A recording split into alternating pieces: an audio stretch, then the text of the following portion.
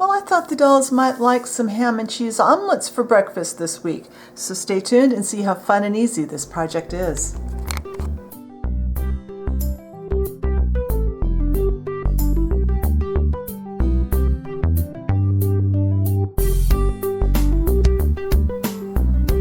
Alright, so before I turned the camera on, I conditioned my clays and I combined two clays together. I have equal parts of cadmium yellow from Primo and with an equal part of my white translucent mix that's actually 1 part white to 1 part translucent. So in effect, you've got 2 parts cadmium yellow, 1 part white, 1 part translucent if you're mixing it from scratch. I just keep that other clay mixed together simply because I use it so much that it's just a lot easier to have it on hand. So I'm going to break off just a really small piece of this. We don't need much. That's way too much. It's really easy to get these way, way, way, way too big. So I've got my little, this is my little drill gauge. You can get this in hardware stores. I think Walmart has a version. This version here is not, I could not find available anymore, the exact one. But they're sold where they sell drills and drill bits. It's actually to gauge the size of drill bit that you're using when you're doing construction. So I've got this just right around 1/4 inch in diameter, this little ball. Excuse me. Now I'm going to use my finger and I'm going to press it as flat as I can. I want this really, really flat. Now using a large ball, kind of a medium ball stylus. This one's, let's see how big is this. I'll give you a little idea. This one is, it's just under 1/4 inch. It's the 15/64. All we're going to do is we're mainly going to concentrate on the edge. We want to get the edge of this clay pretty thin. And so there's not an abrupt change in texture. I'm just going to do a couple of pounces there. Now, crumpled up aluminum foil. And you're going to almost, this is going to be almost comical, the amount of texture at this point, but by the time we get ready to fold our omelet, fill it and fold it, we're going to have lost some of this texture. Now kind of blend into those very definite ball shapes that we had. And now for our final texturing tool, this is one of those scrubby sponges that you buy where you buy like stuff to wash your dishes with. And that's what we want for the top of our omelet. For the outside now. Excuse me. My sinuses were doing really well until they mowed right next to my window. Now we're going to flip that over. The only place we're going to texture is going to be right on the edge. And we're just going to kind of pounce this up and down on that edge. All right, now I forgot to get a piece of aluminum foil, so I need to get set up to make our fillings for our omelet. All right, so I got myself a piece of aluminum foil, and I've got 4 colors of oil paints. These are just cheap oil paints from the craft store. Lemon yellow, titanium white, yellow ochre, and vermilion red. I cannot say that this morning. So we won't need much of any of them, and we won't need much at all. So we're going to take quite a bit of lemon yellow, and we're going to warm that up with a little bit of yellow ochre. Mix your color of paint first, then get out your translucent liquid Sculpey, your TLS, and add that to it.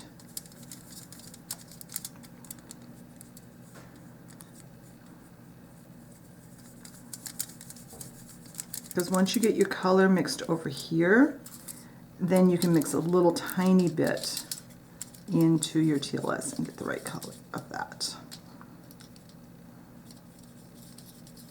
I'm going to need some more lemon yellow. I think when I tried this out earlier, I needed more lemon yellow also. We're not going to use anywhere near as much oil paint as I've got out. It's just easier to mix slightly more than we can use than it is to mix slightly less. Mix a smaller amount. And you can make any color cheese you want. If you have a piece of cheese to have nearby, that's really helpful. I don't right this moment, but that's okay. I've got some of this that I did earlier off to the side.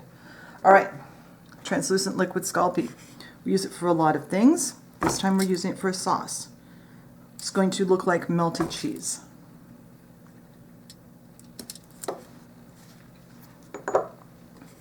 Now, not much at all. Just enough to color the TLS. Any more than that and the TLS will no longer cure correctly. Now this will darken a bit as it cures in the oven because the TLS itself will turn more translucent and less white. And that's probably going to do us. So now, before we get this out, I have on my tray the leftover deli meats that we did a few months ago. I will link that video. I'll try to have it up in the iCard, as well as being linked in the blog post. Be sure and check the blog post because there's a lot of information in every blog post with every video.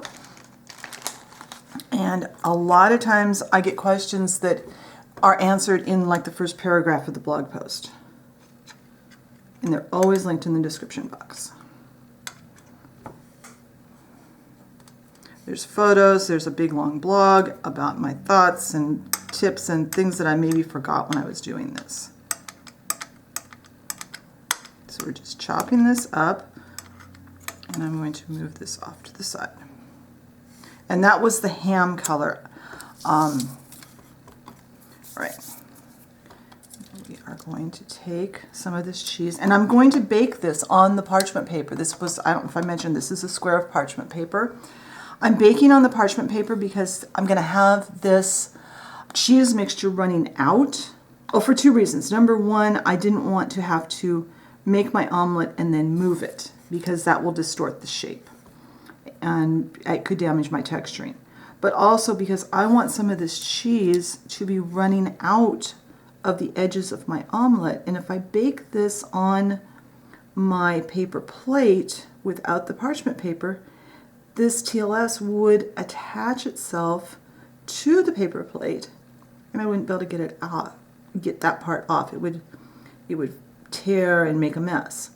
Parchment paper, this will slide right off of, and we can have some nice little pools of cheese running off of our omelet onto our plate. So kind of fiddle with it, get it just how you want it. Then this meat that we just did, now this doesn't need to be chopped up, you know, like dull bite size. That's not necessary because we're only going to see the edges. And this is obviously a ham and cheese omelet. You could make another flavor omelet. You could put little mushrooms. You could add some of the pepper mixture that we did a couple of weeks ago on the blog and when we did the those long peppers. You could do those, some of that mixture and make it look like green onions. You could, or like green peppers. You could do onions. You could do all kinds of things coming out of your omelet. Just whatever you like. And I'm not going to worry about getting filling in my omelet all the way to the center. I just want it at the edge. We're not going to see that part. Okay, get these off to the side. Those chopped up pieces can go back into my little bag with the rest of the meat mixture and be ready for next time I need something. Now if you want to get a toothpick, a round toothpick would work better, but I found a big box of flat ones that was broken in my craft stash the other day, so I'm going to fold this over so it's covering up where we don't have meat.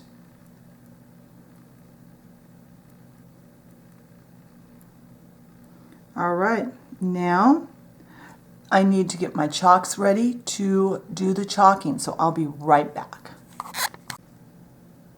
All right, right, so off camera I used a knife. I used this one that I used to cut paper and cut open boxes and stuff. Don't use your clay knife. Just scrape off some yellow ochre and some kind of a light reddish brown artist chalk into my palette. I'll talk more about those in the blog post, and we will have a video in the future about those on the Clay 101. So I'm using my normal makeup brush that I always use for chalks. This one is an eyeshadow brush. Probably got it at Dollar Tree, I think, or Walmart, someplace like that.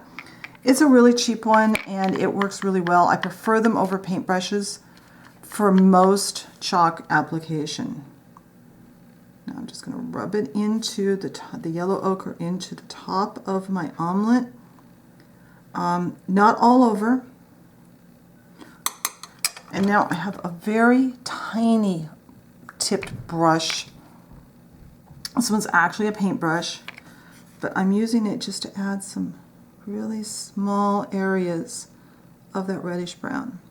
And now this needs to bake at the recommended temperature for 10 full minutes and then be allowed to cool so that we can add our garnish to the top. All right, this is baked and it's cooled off enough that we can work with it. So very carefully, I like to lift it off at this point and place it in your work ton. You see we've got some nice cheese kind of oozing out of our omelet. I love that look. So now I've got, this is one of those pieces of tissue paper that we painted for the salad video a while back. I will put a link to that in the iCard at the top of the, whatever side, at the top of the screen. And I'm going to unfold this now, crumple it up, and then depending on what your garnish is, cut as small a pieces as you can.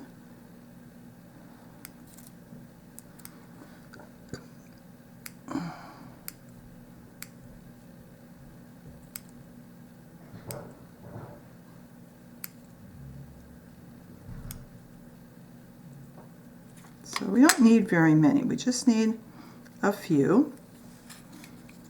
And I'm going to do it.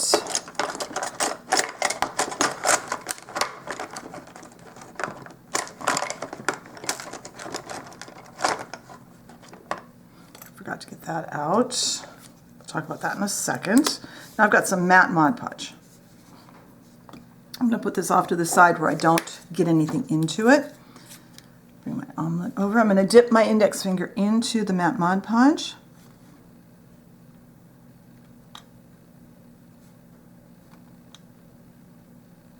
And just make a very thin coat of matte Mod Podge there and let it sit for just a second, because once it sits for a second, it'll get tacky.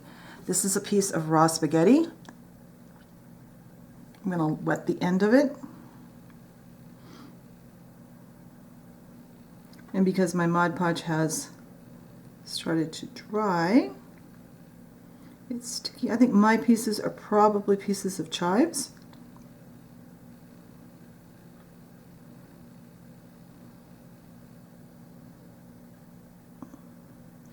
The idea of the dry spaghetti is you wet the end of it, the starch in the spaghetti gets just a little bit sticky, so you can pick up those really tiny lightweight items. So let's let this Mod Podge dry and then we'll see what this looks like on a plate. All right, the Mod Podge has dried. I'm hoping that's in focus. And I have a little plate here. And there we have an omelet to serve for breakfast for the dolls. I think next Saturday we're going to add a little side dish to the other side of this plate.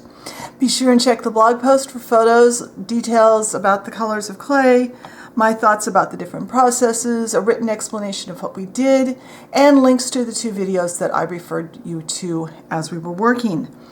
If you liked the video, be sure and hit the like button. Leave me a comment. What kinds of foods would you like to learn how to make for your dolls? If you enjoy my content and haven't subscribed, I encourage you. Hit the subscription button and the notification bell so you know when I put up a new video. Thank you very much for watching today, and I will talk to you next time. Bye.